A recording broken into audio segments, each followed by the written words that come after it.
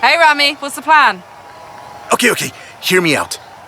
Beautiful Mexican supercar, beautiful Mexican roads, promoting the Horizon Festival! Do we need promoting? The festival seems to be doing okay. It's Rami's Racing History Month! That's a totally official thing that I didn't just invent for the festival playlist. Yeah, it's my favorite Mexican cultural event hosted by my mate, Ramiro Luis Miron. All right. I'll find someone else. That is not what I said. Of course I'll help you. I knew I could rely on you. Let's go! Whew. Let's get moving. Get some speed, then turn into the countryside. Really see what this car can do.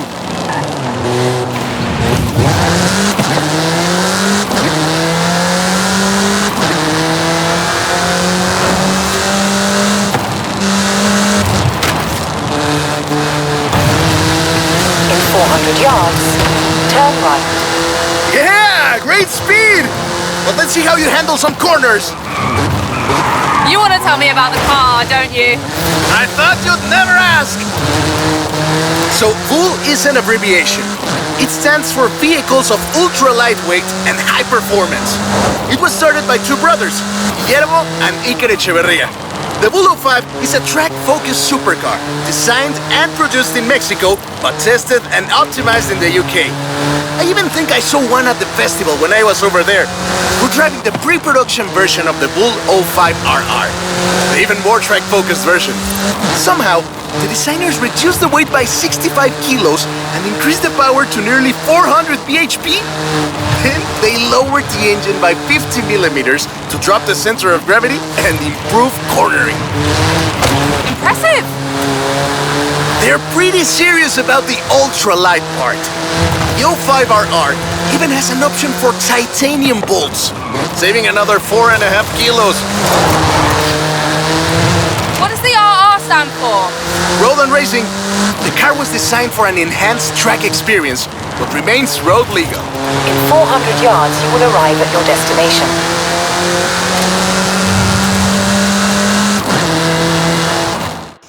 Perfect! There's a couple of other things you can help out with, if it's not too much trouble. Oh, you're never gonna let me live that down, are you? Call me.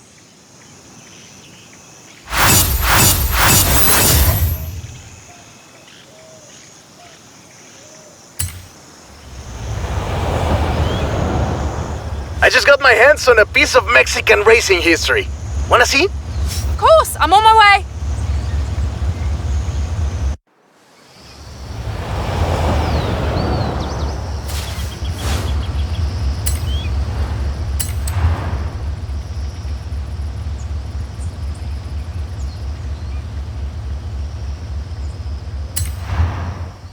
Let me guess. Today's episode of Mexican Automotive History with Ramiro is about the Baja 1000. You are very perceptive, my friend. This dune buggy was the first car to race here. Let's take it for a spin.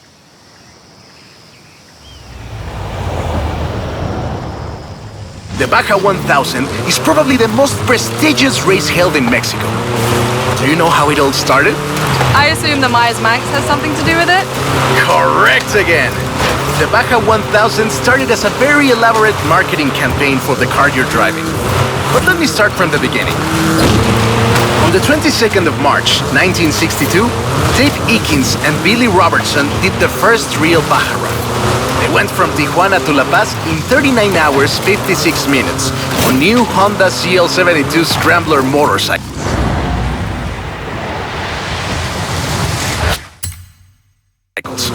So they probably were a bit sore afterwards. They got a lot of media coverage though. A year later, Myers started to work on a prototype buggy he called Old Red in his garage in Newport Beach. It was based on the VW Beetle, and it paved the way for what we know as buggies. Cars that are built for off-roading using the Beetle as a donor chassis. But I guess they wanted even more publicity because in April 1967, Myers decided to make an attempt at breaking Eakins' record. And it worked! Myers did it in 34 hours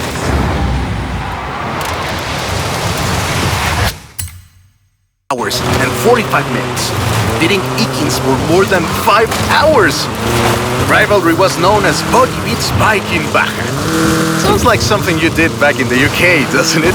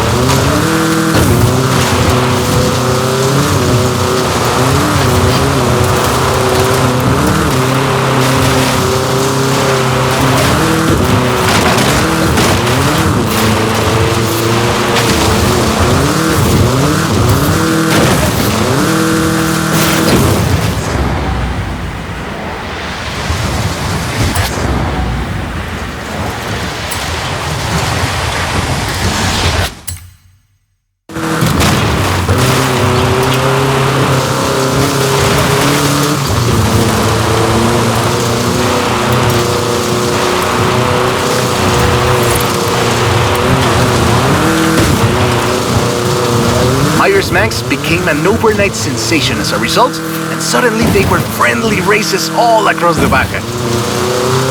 It wasn't long before they realized they needed something more organized, and that was Mexican 1000.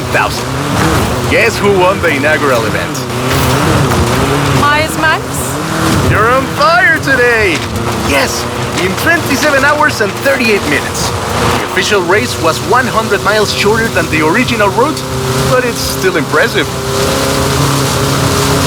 The Mexican 1000 was later renamed to the Baja 1000 and is run to this day. In 200 yards, turn left.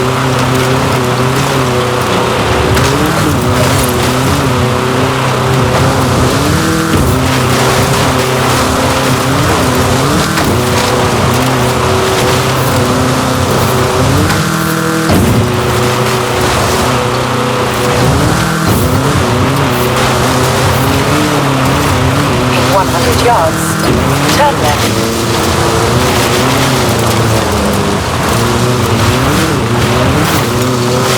We didn't do the full route, but at this rate you would have had a shot at the original record.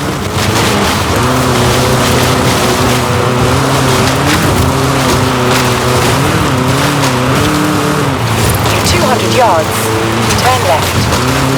Turn left.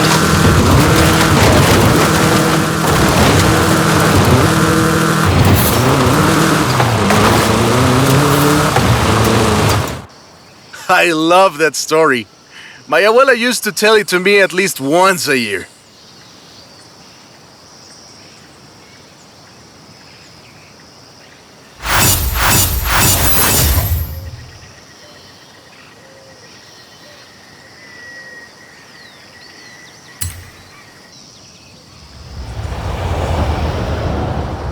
Hey, come quick! Papa Fernando needs your help! Oh, okay. I'll be right there.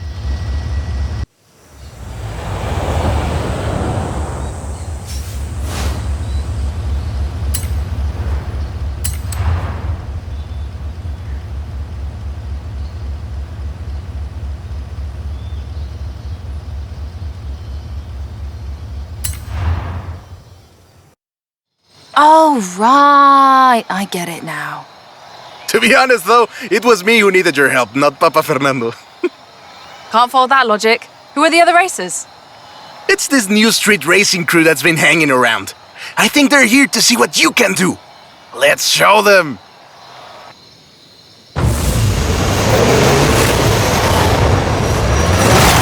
Oi, he's eager! But this isn't really a street race. There's no checkpoints, just the finish line. So keep to the route and get there first. Keep it up! We'll win this! It's hard to overstate the effect that the Beetle had when it arrived in Mexico in 1954. Before that, all we had were these huge American cars. So this new European-style car with its shape and light chassis and those adorable headlights and an engine that anyone with a tractor could fix was, well, a complete game changer. They were so exciting that they were displayed at the Ciudad Universitaria in Mexico City, and there were lines to come and see this new car. Production of the Beetle started in Mexico soon after 7 of them finished the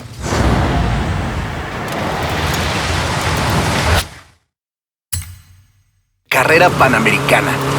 Before that, people were a bit worried about reliability, you see.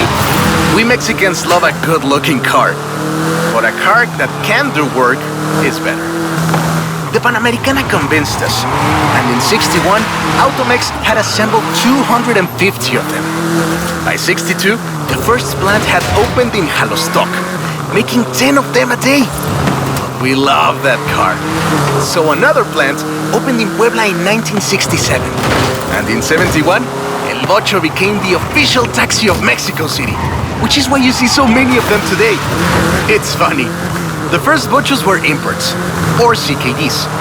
But in 1971, we were exporting them to Costa Rica, and back to West Germany, Austria, Belgium, everywhere in Europe. It was a sad day in 2003 when the last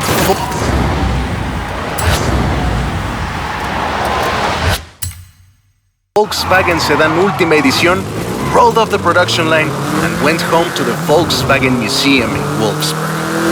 So loved was the Vocho that it eventually outsold the Ford Model T to become the world's best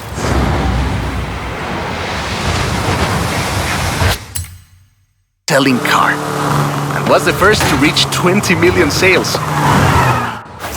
That is a great car. Probably the most iconic car in all of Mexico. Ay, es increíble que un auto tan pequeño deje un vacío tan grande. Adiós, Sedan. Thanks. I'll call you when I've got that next one ready.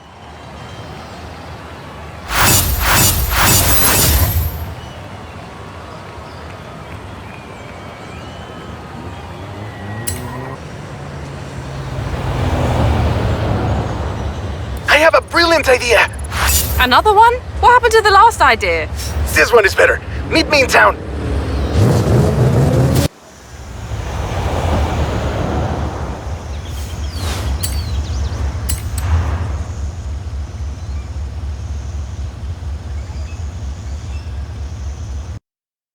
I have two cars here. A first-generation Volkswagen and a seventh-generation Volkswagen Golf.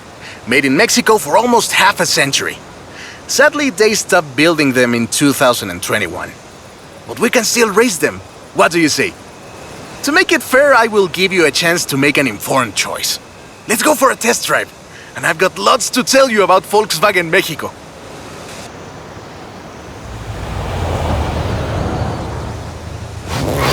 Volkswagen Mexico headquarters are in Puebla City. It started production in 1967 with the famous Beetle, as we call it, the Vocho.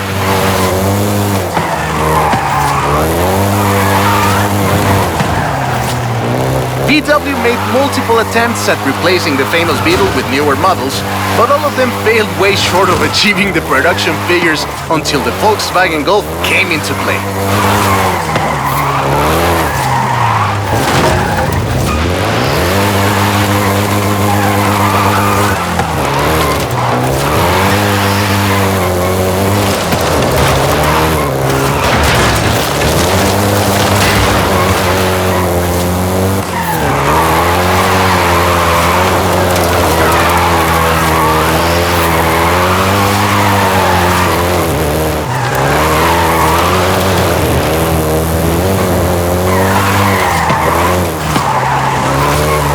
First generation was released in Mexico as the Volkswagen Caribe and had quite a few variations, including the Golf GTI you're driving right now.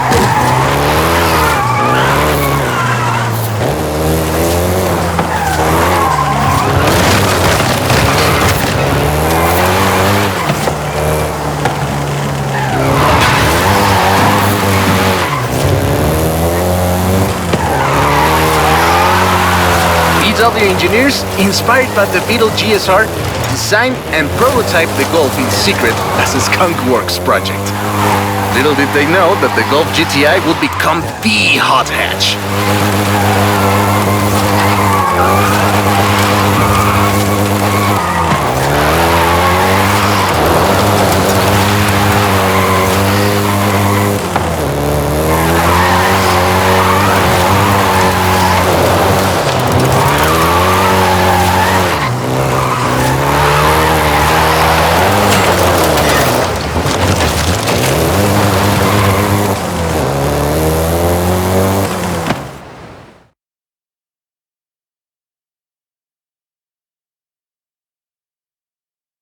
Shall we jump 40 years in the future and try the 7th generation?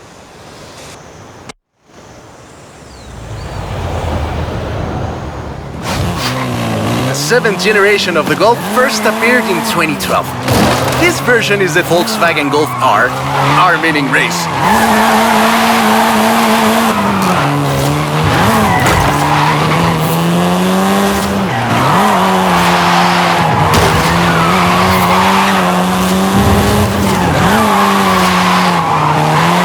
This was the fastest Golf in the range, with a 0 to 60 time of 5.1 seconds.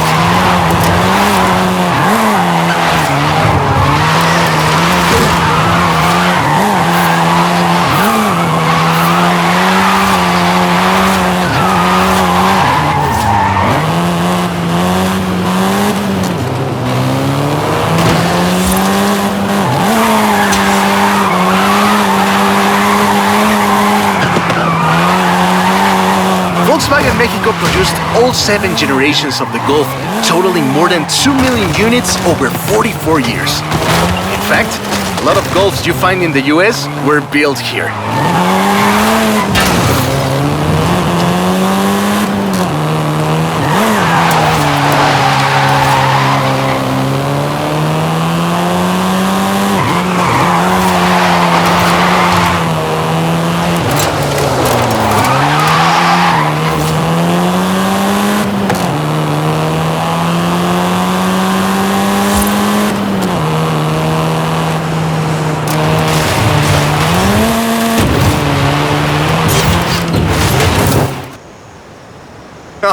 All right.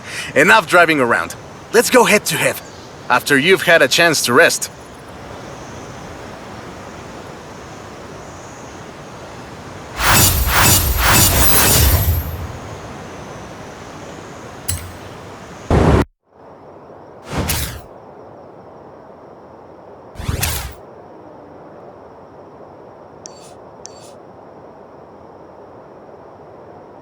I'm a fair man. I'll let you choose. Which Golf do you want to drive for our little race? I'll take the Golf GTI. Turn around when it is safe to do so.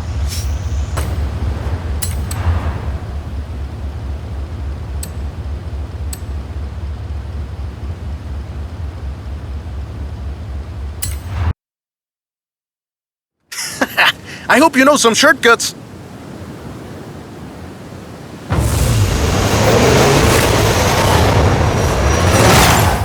See you at the finish line. Don't make me wait for too long.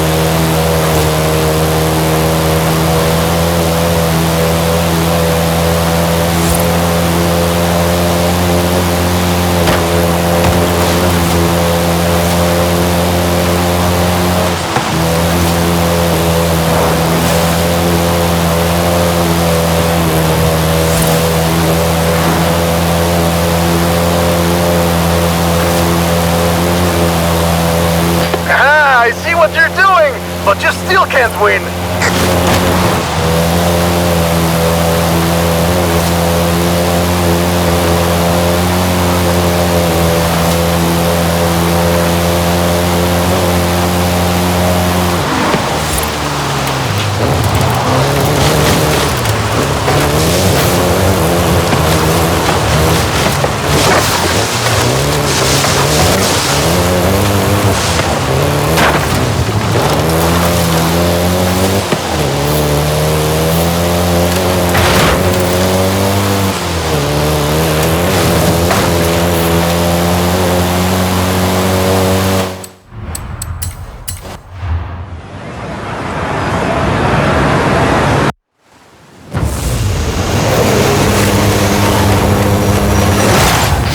at the finish line.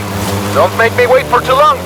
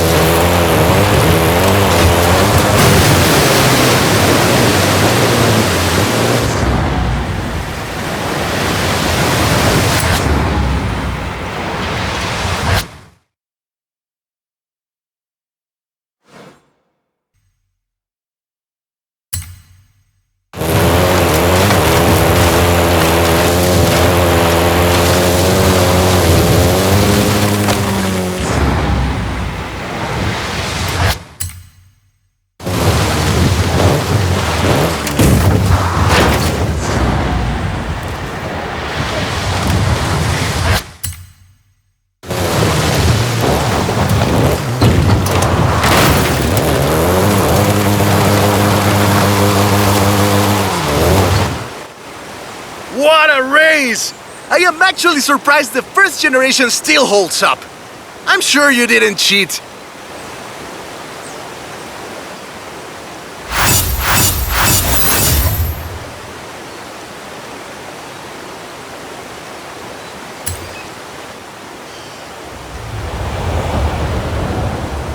I have a story to tell you, my friend, about the old wolf in the swamp. Are we going to a zoo? A swamp? I'll pick you up.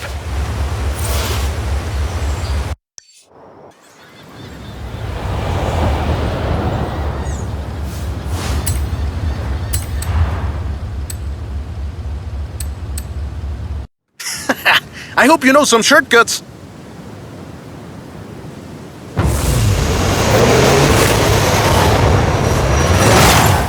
See you at the finish line.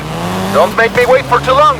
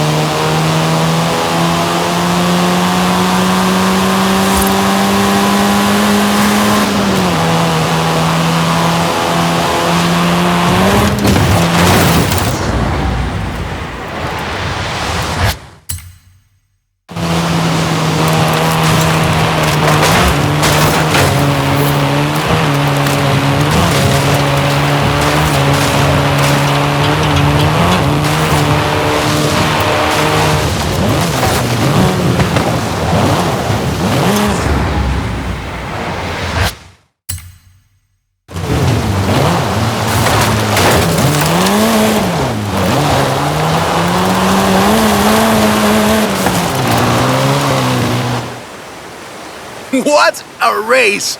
The difference 40 years makes!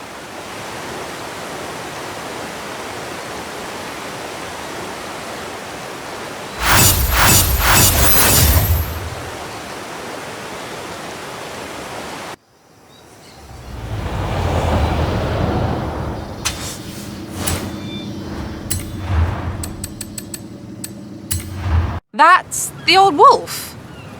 No, that's an old truck. The wolf is waiting for us at the swamp. Haley asked us to clear some debris, and I've got just the car. But we need to get there first. Of course! Who do you think I am? The driver who destroyed a record-breaking amount of fences. Oh, that's fair.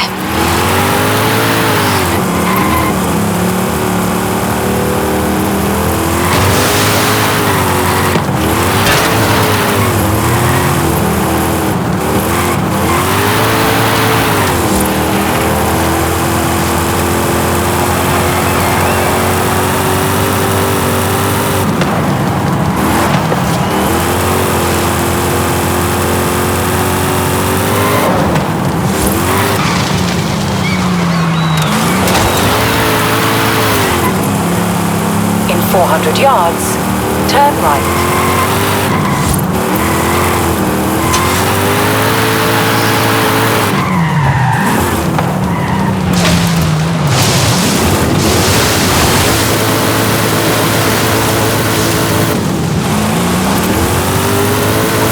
In 200 yards, turn right. See? Got here in one piece. And gave me a few heart attacks. Recalculating route. In 100 yards, turn left.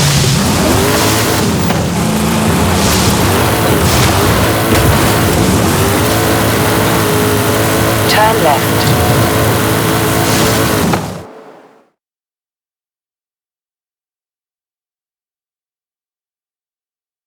And now, let me introduce you to the Ford Lobo. This car is more your style. Now that is a heckin' good wolf.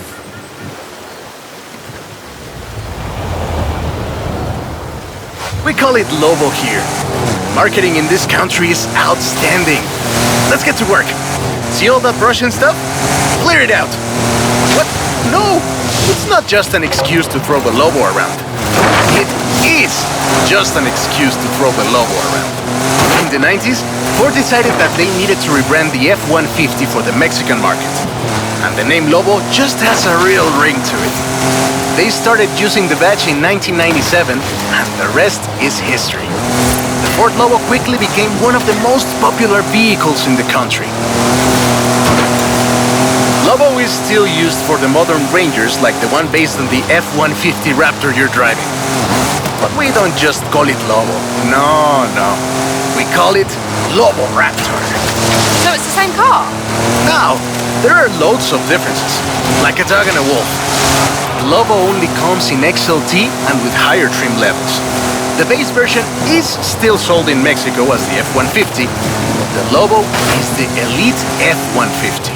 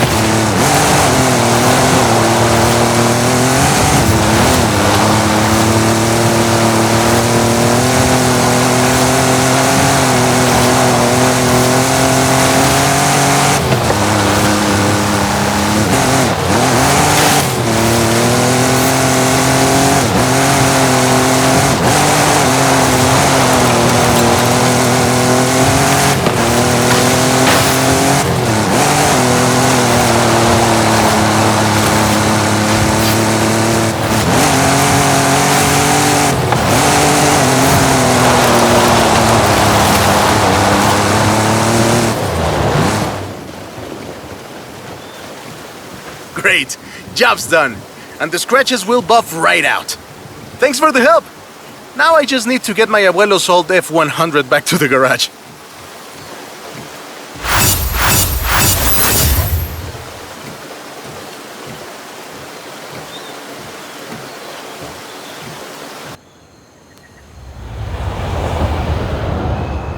I've got 1,400 horses and I need you to help with them.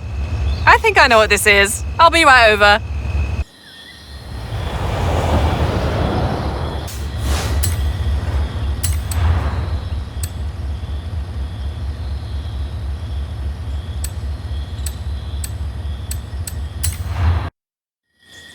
I know you've got one of these.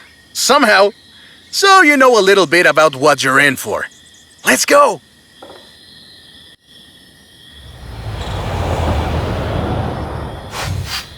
Let's take this down to the beach. Stick it in AWD if you like. There's some nice curves up ahead.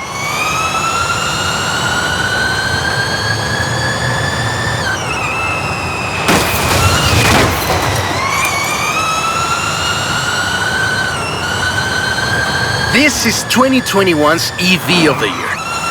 And it was up against things like the Taycan and the e-tron and the Recharge. It set 3 Guinness World Records, and it's inspired by the beautiful original Mach 1.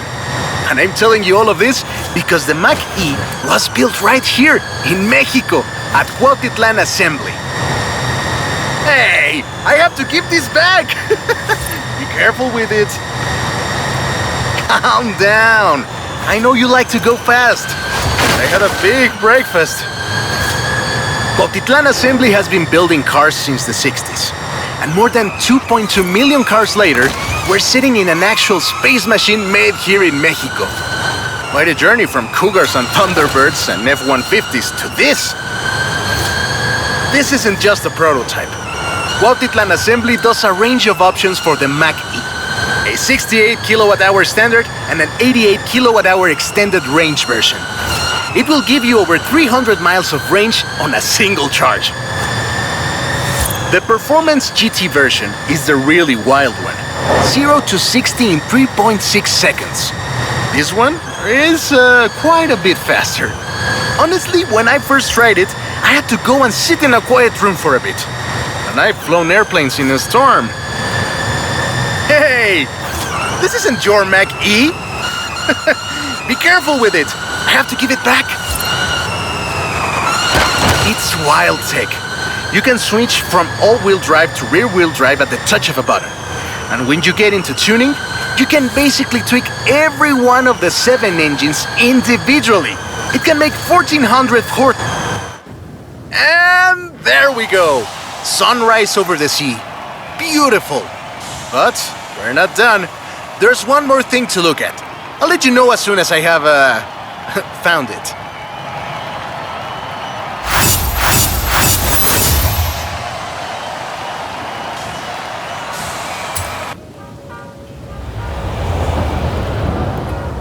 Okay, this one will be epic. I found a Porsche Carrera. You know what that means? Racing? And what do you mean, found? In a barn, of course. And of course it's racing. Come meet me at Guanajuato.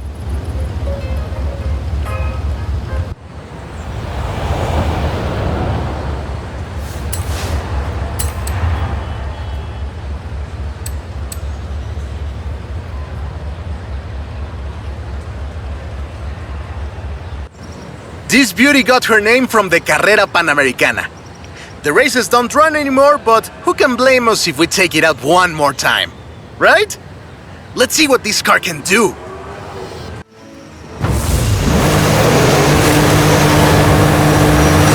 There's Jamin! Guess he wanted one last race. Let's do this!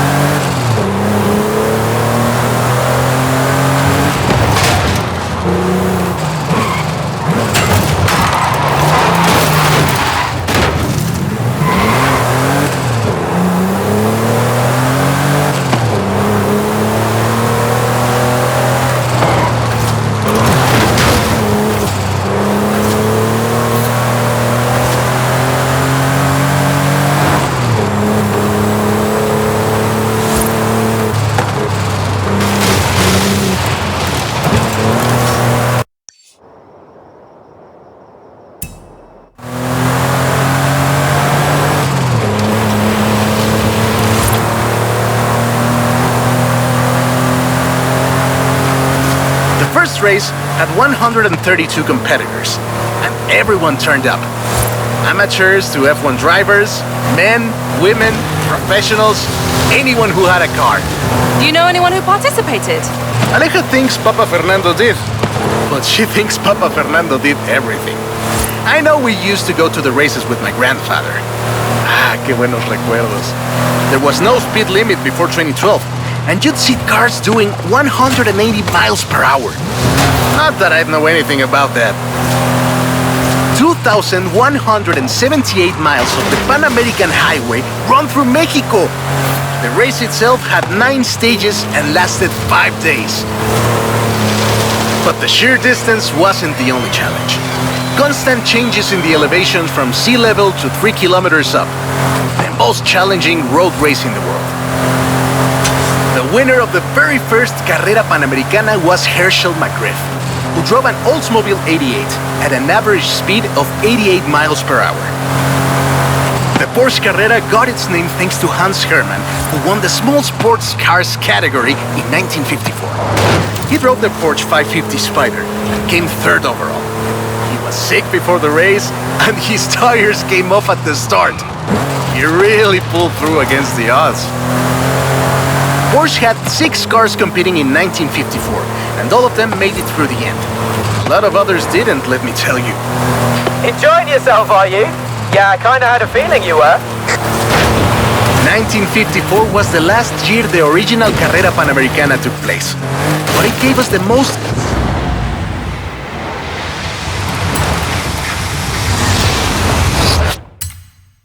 famous Porsche model, the Carrera you're driving right now. The Carrera RS 2.7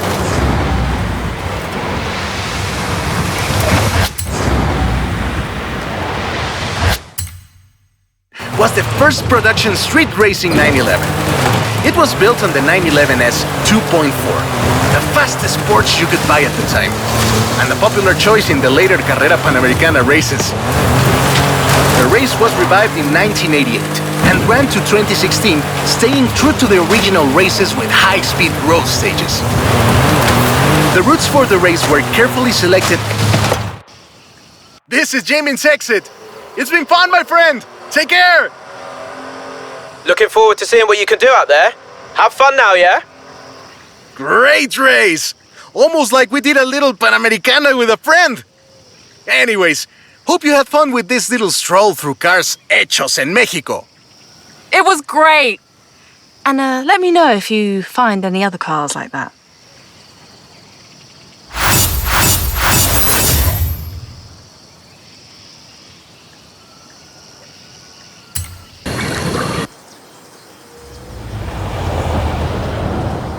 Oh, no need to apologize. You're becoming something of a folk hero. The Knight of Horizon. Has a ring to it, don't you think?